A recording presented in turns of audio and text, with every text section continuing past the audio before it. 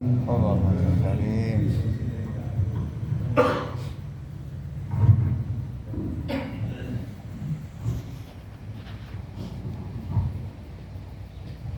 Bismillahirrahmanirrahim. Assalamualaikum warahmatullahi wabarakatuh. Waalaikumsalam warahmatullahi wabarakatuh.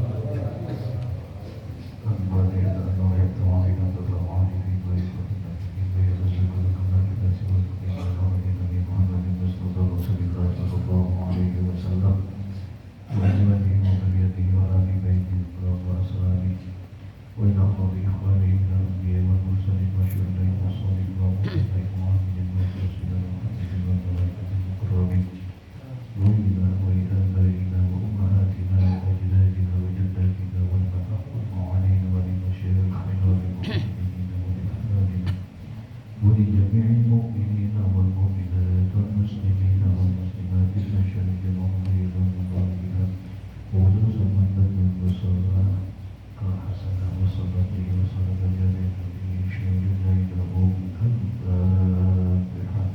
أعوذ بالله من الشيطان الرجيم. بسم الله الرحمن الرحيم.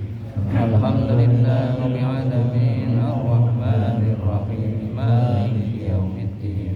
إياك نعبد وإياك نستعين اهدنا الصراط المستقيم صراط الذين أنعمت عليهم غير المغضوب عليهم ولا الضالين. Alhamdulillah Rabbil Alamin wa bihi nasta'in wa ala umuri dunya waddin.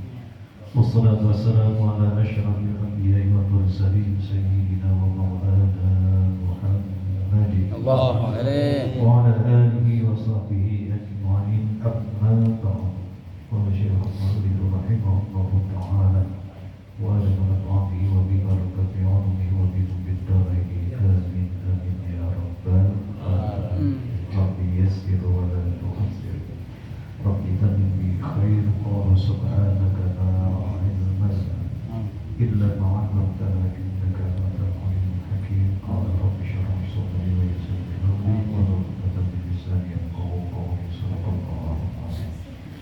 Ma'asyiral muslimin rahimakumullah. Bapak-bapak jemaah Majelis Taklim Mushola Al-Hasanah yang dimuliakan Allah, Ibu Sulus Ketua DKM sekaligus Ketua Taklim Al-Mukarram yang dididik kepada Esos beserta keluarga, dan juga tua lingkungan kita Bapak Habib Muhammad Said serta keluarga Bapak RD Nur Hasan serta keluarga, para tokoh masyarakat, di antaranya Bapak Imam kita ini Pak Habib Muhammad Said, dan juga Bapak Haji Samad, Bapak Haji Maukin, dan juga Bapak Suripto Abu Korwal, Pak Haji Muhammad Zaini yang sama kita hormati Ustaz Aidil, dan juga wakil dari tanah ini Bapak Haji Nelan yang sama kita hormati Bapak Haji yang ada yang baru siapa? Pak Haji Zainal. Di mana Pak? Pulang kampung. Oh iya. Lebih. Keras banget ya. Kalau Ustaz Haji Nuriyani Jaya dan yang lainnya yang mohon maaf tidak dapat disebutkan hanya persatu.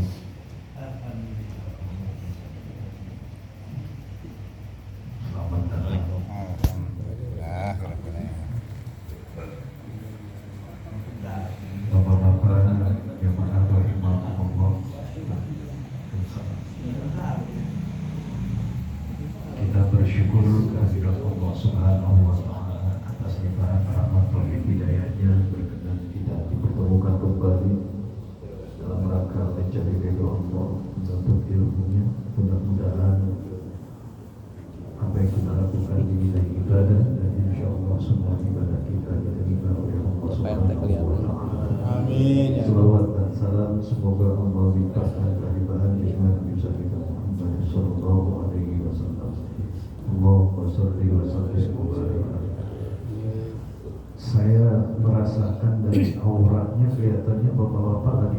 gembira semua nih. Apa karena mau ikut lomba besok hari? Main bola ya? Boleh sih, model kayak Pak Jena pakai daster. Bukan main. Oh iya, pakai daster. kayaknya seru juga ya. Seru. Apalagi kita udah merdeka gitu kan. Setahun sekali kita merayakan tanda tahadus bin nikmah. Fa'amma nikmat rabbika. Jadi kita harus bersyukur dulu kakek-kakek kita dijajah oleh Belanda. Mereka nggak ada kesempatan kumpul seperti ini. Mereka nggak ada kesempatan untuk bermusyawarah. Mereka nggak ada kesempatan untuk belajar. Mereka nggak ada kesempatan untuk sekolah. Pendek kata, diharapkan rakyat Indonesia harus bodoh, sebodoh-bodohnya. Karena kekayaan Indonesia dikeruk oleh Belanda. Ini bagusnya ada mereka yang belajar keluar ke Arab Saudi.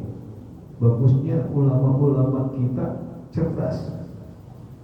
Karena orang yang mempelajari Al-Quran adalah orang yang cerdas. Dari situ tuh sebetulnya kedongkrak bagaimana selama 350 tahun dijajah oleh Belanda, 3,5 tahun dijajah oleh Jepang. Penderitaan, Masya Allah, luar biasa. Ada yang sampai nggak sempat kawin. Ini benar, banyak mereka tuh yang diajak kerja Robi akhirnya mati. Itu kalau kita lihat ke sana, Masya Allah, betapa perjuangan dari para pahlawan kita ini nggak keparang tangguh. Yang berjuang bukan hanya kaum bapak, ibu-ibu juga ikut berjuang. Kalau suaminya mau berangkat, apakah istrinya nggak ikut pergi? Berdoa dia. Sehingga kerjasama yang luar biasa ini, khususnya umat Islam berontak dari kekekangan. Alhamdulillah. Jadi pantas kalau malam ini kita tasyakur. Cuma enaknya kalau tasyakur itu di tengah-tengah ada tumpeng nasi kuning. Belum makan. Kalau keburu tuh, ya kan? Tapi alhamdulillah sebagai tanda kita tasyakur di sini, nih syarat ini.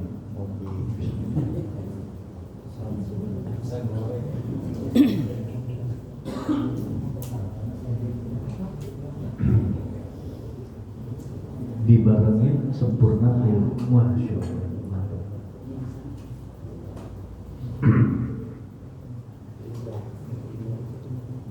Nah kalau kita lihat ke sana, berarti kita harus tahu akarnya. Mana akar permasalahan? Sebagai hamba Allah, ini kita telanjur ngaji.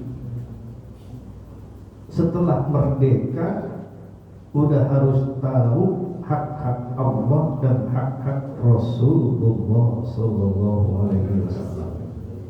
Sudahkah hak Allah kita penuhi dengan baik? Sudahkah hak Rasulullah kita jalani dengan baik? Di sini dijelaskan Innallaha tabaraka wa ta'ala huwallazi khalaqaka. Sesungguhnya Allah Subhanahu wa ta'ala yang telah menciptakan. Kita harus sadar diri bahwa kita ini tidak jadi secara tiba-tiba bin salabin abrakadabrak kemudian jadi kita, tidak. Berproses. Makanya disentuh manusia itu lewat surat Al-Baqarah. Ya ayyuhan nasu u'budu rabbakumul ladzi khalaqakum wal ladzina min qablikum la'allakum tattaqun. Khitabnya ditujukan kepada manusia. Secara umum manusia sebetulnya dipanggil, baik mereka yang muslim maupun yang kafir, karena khitabnya ya ayyuhan nas. Supaya mereka yang belum tahu Islam, ayo harus ikut ke Islam. Itu sebetulnya U'budullah. Di sana perintah U'budullah ini mengandung perintah bil amr secara langsung. U'budu, kembali kepada dasar ilmu usul, al-aslu bil amri lil wujub. Pada dasarnya perintah ini menunjukkan wajib. Jadi manusia dia beribadah kepada Allah itu hukumnya wajib. Orang yang sudah merdeka maupun yang belum merdeka itu wajib menyembah Allah. Cuma enak dan nikmatnya setelah kita ini merdeka. Dulu cerita bapak saya ini, itu kalau mau ngaji ngumpet-ngumpet, kemudian pakai pakaian karung, lalu kalau dipakai gatel, kayak apa menderitanya, dan itu pun gantian sama adiknya. Betapa orang tua kita dulu tuh mau belajar aja susah. Kalau sekarang kita belajar enak nggak? Tempatnya bersih, asik, suasananya juga enak, dikasih AC, kemudian dikasih minum.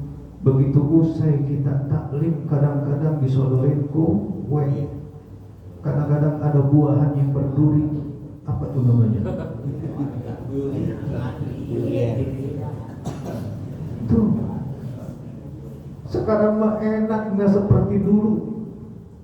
Saya dapat cerita Pak dari orang Depok di daerah bagian Beji sebelah sana. Itu dulu ada dukun yang namanya dukun batu, yang kalau dia ngobatin orang tinggal ngambil aja tuh batu, dia dengerin sakitnya sakit apa, itu kata batu, oh ini obatnya, kasih aja lempuyan, dikasih serai, dikasih bangle, itu pulang sembuh. Dia cerita betapa pada saat dia itu lagi kumpul cuma bertiga orang, Belanda datang dikejar-kejar, untung dia nyebur kali Ciliwung, kalau enggak habis dia di Brongkong saat itu. Kayak begitu tuh perjuangan orang kita untuk menuntut ilmu. Sekarang alhamdulillah, apalagi di Al-Mu'minun, dapur di situ ada. Siapa yang habis banyak ngopi itu tinggal ngambil. Masya Allah, alhamdulillah. Siapa dulu DKM-nya? Jadi nikmat sekarang mah ini kita nuntut ilmu.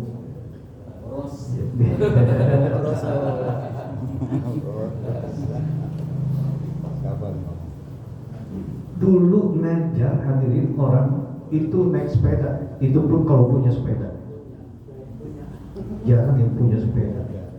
Saya punya guru sangat terkenal kiai di belahan sini, saya lupa nama tempatnya. Pada saat dia jalan naik sepeda ke sana sampai ke Gandul, Masya Allah, luar biasa perjuangannya. Tapi itu kita nggak ngasih apa-apa. Guru sekarang mah enak, begitu pulang dibolehin alpukat. Iya. Alhamdulillah. Oleh karenanya ini kita harus tahadduts binikmat. Alladzi khalaqakum. Bukan kita saja, walladzina min qablikum, dan orang-orang sebelum kita nih, kakek nenek kita dulu juga Allah juga yang menciptakan. La'allakum tattaqun, supaya kamu menjadi orang yang bertakwa. Wa awjadaka wa asbagha 'alaika ni'amahu zahiratan wa batinah. Setelah itu disempurnakan tuh nikmat oleh Allah pada kita semua, baik nikmat lahir maupun nikmat yang batin, secara lahir dan zahiran wa batin, lahir dan batin. Sempurna kita diciptakan. Coba siapa yang suka sering keragunan? Pernah dia berkaca dengan yang ada di dalam ragunan, yang ada kandangnya? Kalau kita bandingin sama dia, mana yang lebih sempurna, mana yang lebih mulia? Dari situ aja kita udah bersyukur. Alhamdulillah. Gajah biar gede kayak begitu, nggak pernah ada yang pakai baju itu.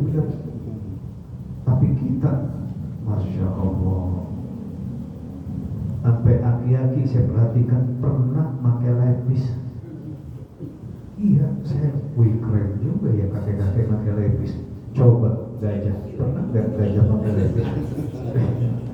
Itu kita syukuri dulu. Alhamdulillah, bagus kita menjadi manusia. Ini wajib kita syukuri. Ya. Nah, dasar kita syukur adalah alam ta'lam annaka fi awwali amrika kunta nutfatan min batni ummika.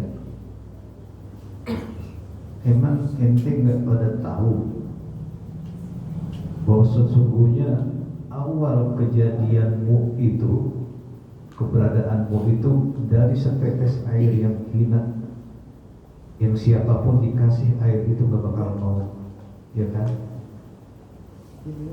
Dari perut ibumu, pamazir tataqallabu fi ni'mati rabbik. Kemudian siapa emang yang telah bisa memberikan begitu bergelimangnya nikmat-nikmat dari Tuhanmu wa rahmatih, dan juga rahmatnya, kalau bukan dari Allah Subhanahu. Hatta waladatka insanan kamilan, sampai kamu dikeluarkan dari perut ibumu dalam keadaan sempurna. Alhamdulillah.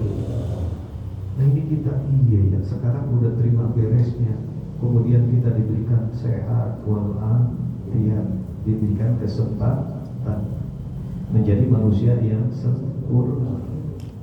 Wa wahabalaka lisanan tatakallamu bih. Kemudian Allah anugerahkan kamu lisanan tatakallamu. Dia dengan anugerah tadi itu kita punya lidah bisa berbicara. Bahkan kalau kita perhatikan awalnya kita terlahir nggak bisa ngomong, siapa guru kita pertama? Ayo, ibu dan bapak kita. Sehingga bahasa yang disampaikan kepada anak yang baru lahir tadi itu bukan bahasa yang sebenarnya, tapi bahasa-bahasa yang gampang dicerna oleh si bayi tadi.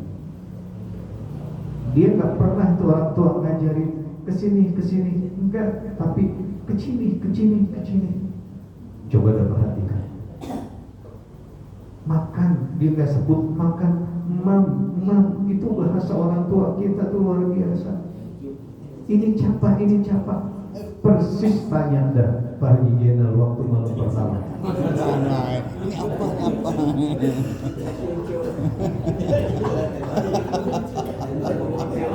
Itu bahasanya kan begitu tuh ya. Ini apa nih?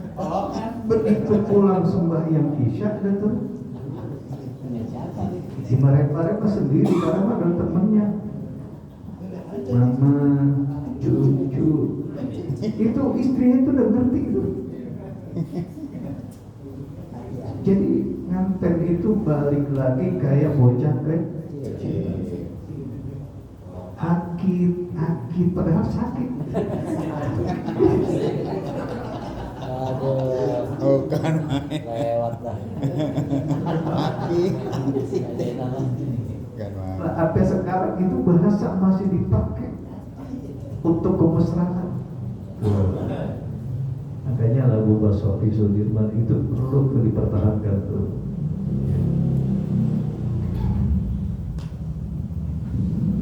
Wa'ainan tubsiru biha, dengan nikmat yang Allah berikan kita diberikan mata bisa melihat. Masya Allah, nikmatnya kayak apa? Kita punya mata nih, apa yang bisa kita nikmati? Begitu melihat pemandangan indah kita merasakan subhanallah, maha suci Allah. Bagi mereka yang terlahir lalu gak bisa melihat kayak apa indahnya dunia, dia gak bisa tahu. Makanya orang sehebat apapun, di depannya ada emas tapi matanya buta, tertarik nggak dia? Ada. Karena nggak bisa. Jadi jangan kasih emas di depan orang buta.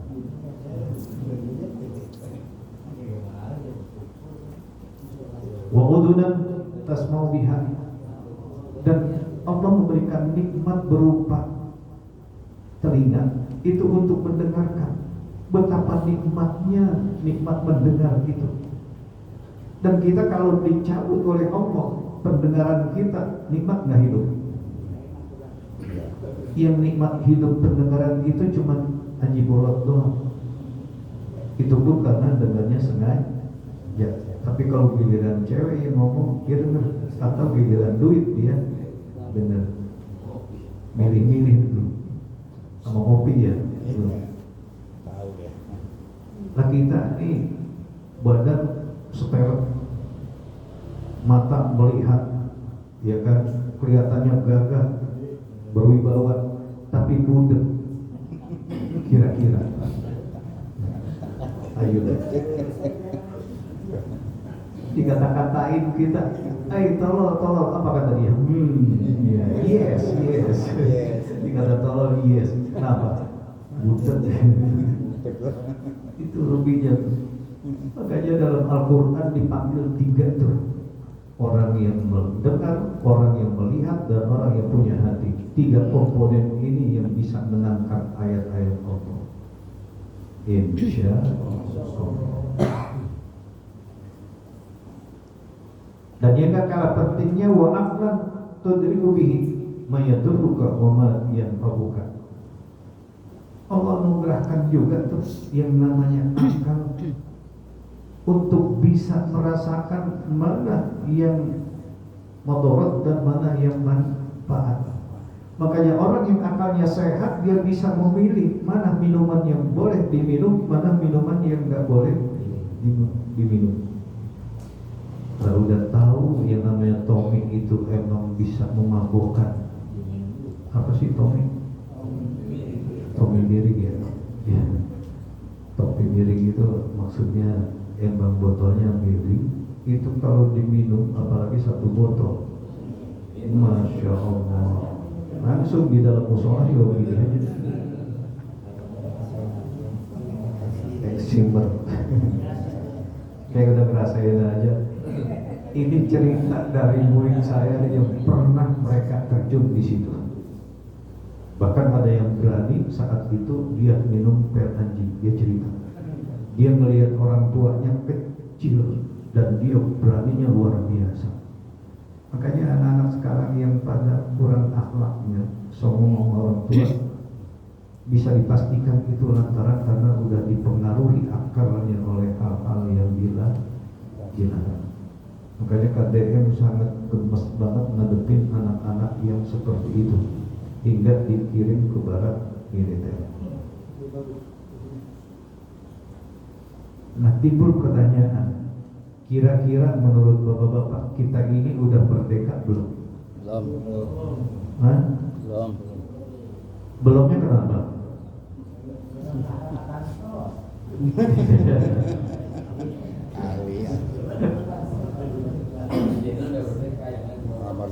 Bacain doang merdeka. Dan kita harus tahu hakikat merdeka itu apa sebagai orang Islam.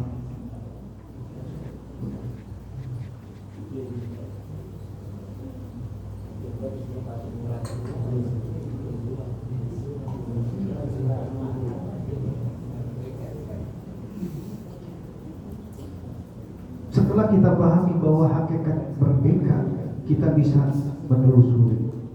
Sesungguhnya kita nih yang udah 80 tahun ya merdeka. Gak terasa 80 tahun itu usia dewasa sebetulnya, yang mestinya udah sejahtera. Pancasila yang keempat apa sih?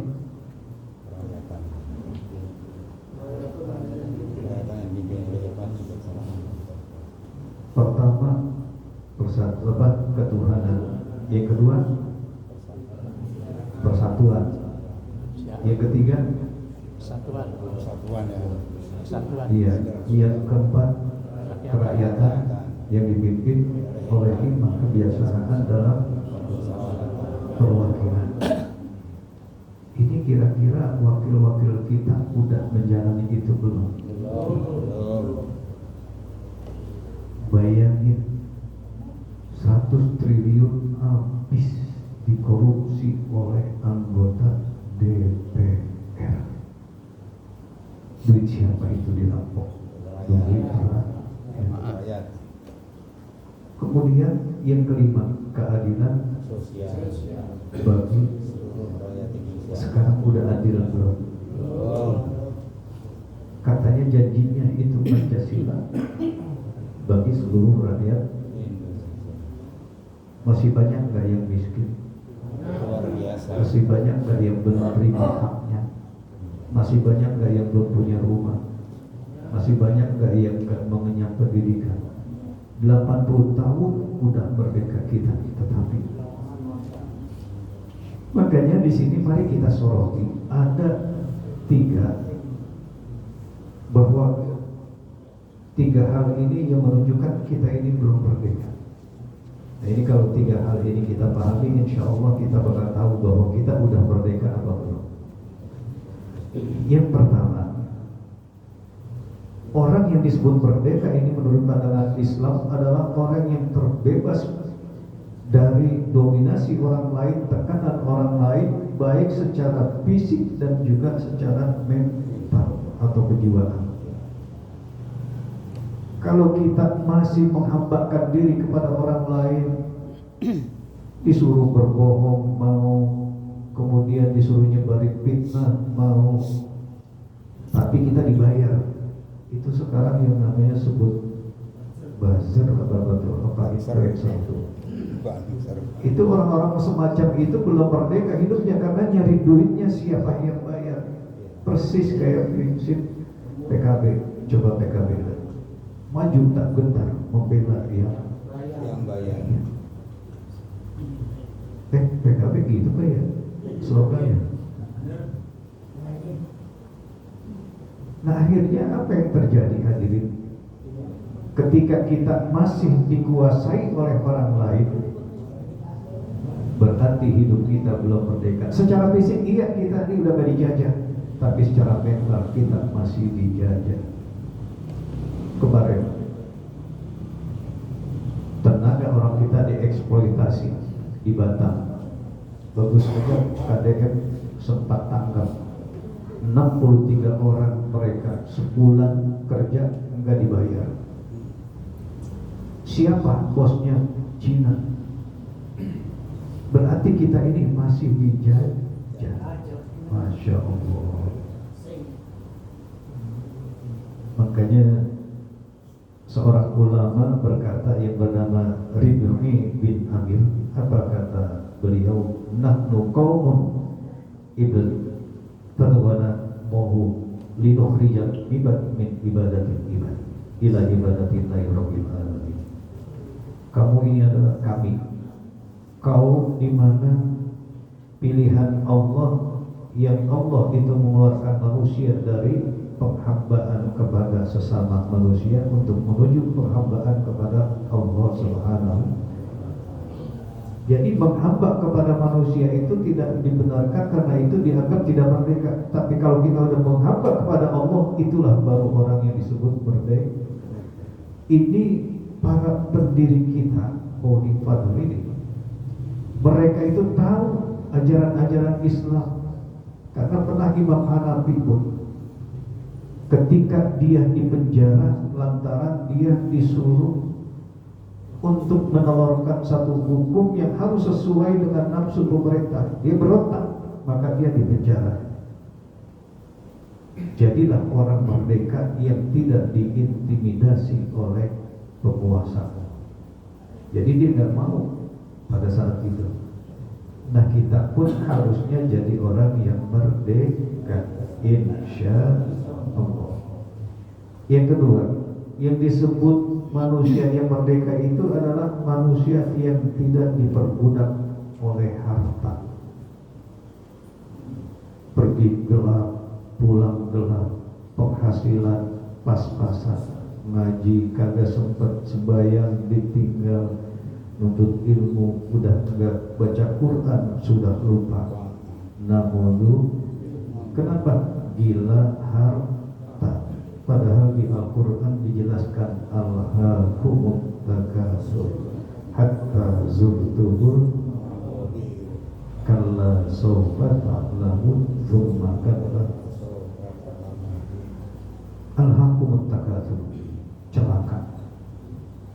Ada yang mengartikan al-hakumut itu maknanya annar, neraka.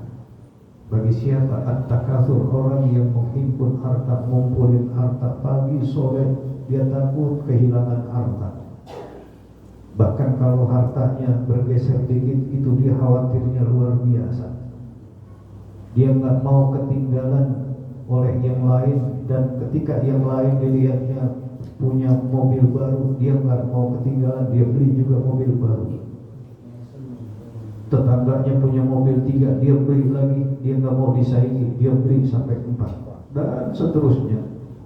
Tapi sayang, dia nggak bisa untuk menjaga dirinya, justru malah dia menjaga hartanya.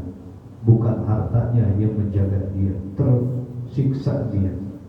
Kita mah udah asik tidur, sore-sore dia mah mobil ada 7, 3 udah pulang, yang 4 belum. Pikirin gak tuh kira-kira? Makanya saya sampatin sampai saat ini gak pernah saya tuh mikirin mobil orang. Lagi buat apaan ya? Enak tukang parkir, iya benar. Iya, tukang parkir ikhlasnya luar biasa.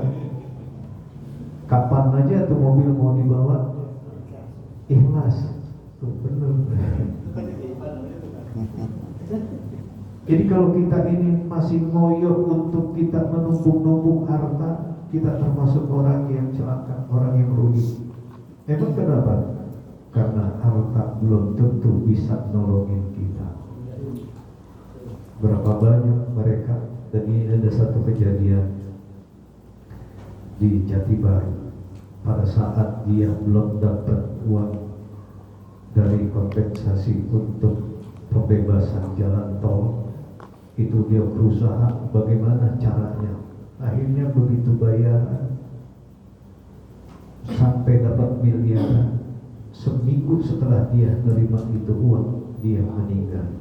Inna lillahi wa inna. Apa dia bisa nikmati? Enggak. Jadi di sini kita harus bisa menggunakan harta dengan sebaik-baiknya. Kalau orang terbawa terdorong oleh karena kehidupan dunia, gemerlapnya dunia, kemudian mengejar harta sampai melupakan Allah, ini termasuk orang yang celaka. Nyeselnya nanti nggak kepalang tanggung di hadapan Allah Subhanahu wa Ta'ala. Begitu dia nanti dihisab, hartanya nggak bisa nolongin dia.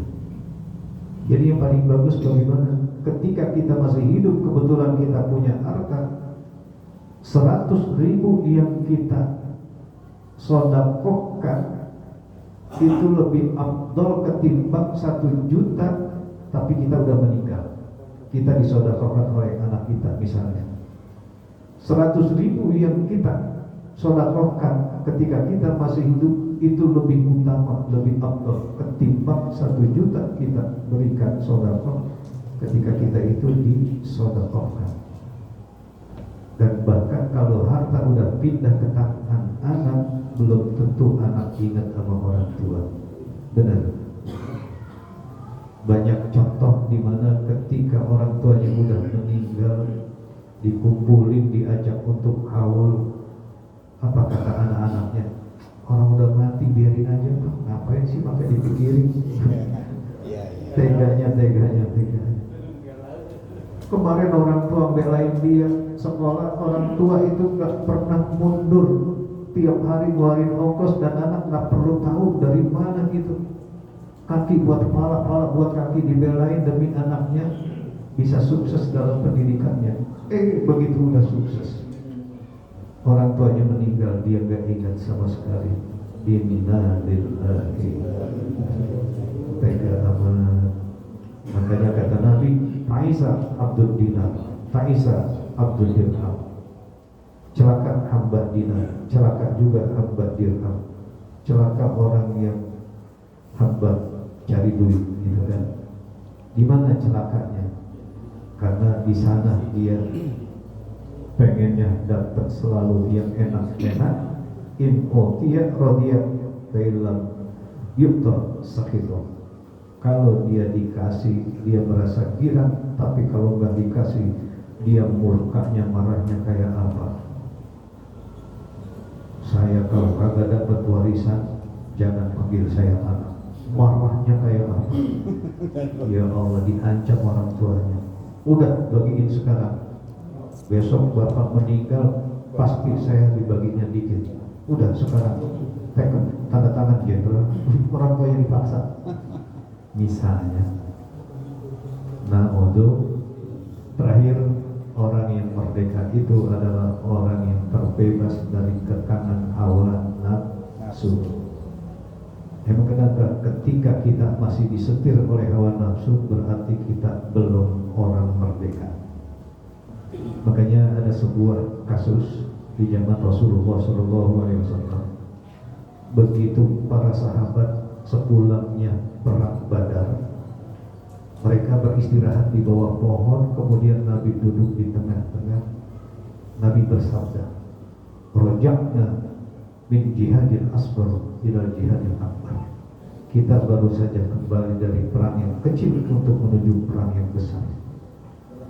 Sahabat kagetnya luar biasa. Perang Badar 1:3. Satu umat Islam, 3 orang kafir Quraisy. Ini kan 300 umat Islam, 1000 orang kafir. Tapi kemenangan ada di pihak umat Islam. Tapi itu dianggapnya masih kecil oleh Nabi. Hingga seorang sahabat bertanya, "Wa mal jihadul akbar ya Rasulullah?" Kalau begitu jihad yang besar itu apa ya Rasul? Qala, Nabi bersabda, "Jihadun nafsi," yakni jihad untuk memerangi hawa nafsu. Ternyata itu jihad yang berat. Sekarang saya tanya nih, orang rata-rata kalau tidur hadirin enaknya itu kalau udah matiin apa sore-sore? Kalau udah matiin, benar kan? Kemudian pada saat azan berkumandang, as-salatu khairun minan naum, jam 12 belum bisa tidur, jam 1 belum bisa tidur, jam 2 baru bisa tidur. Ketika ada kalimat as-salatu khairun minan naum, kemudian dia lagi sedang kedinginan, itu kira-kira selimutnya ditarik apa dilepas?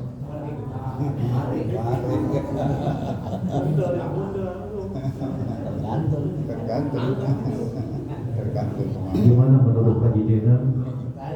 Lepas. Baik hadirin, ini saja yang saya sampaikan. Mudah-mudahan kita bisa menjadi orang yang merdeka, di mana kita tidak dipimpin oleh hawa nafsu kita, tetapi bagaimanapun kita mengikuti petunjuk Allah dan Rasulnya agar selamat dunia dan akhirat. Alhamdulillah. Al-Fatihah. Bismillahirrahmanirrahim.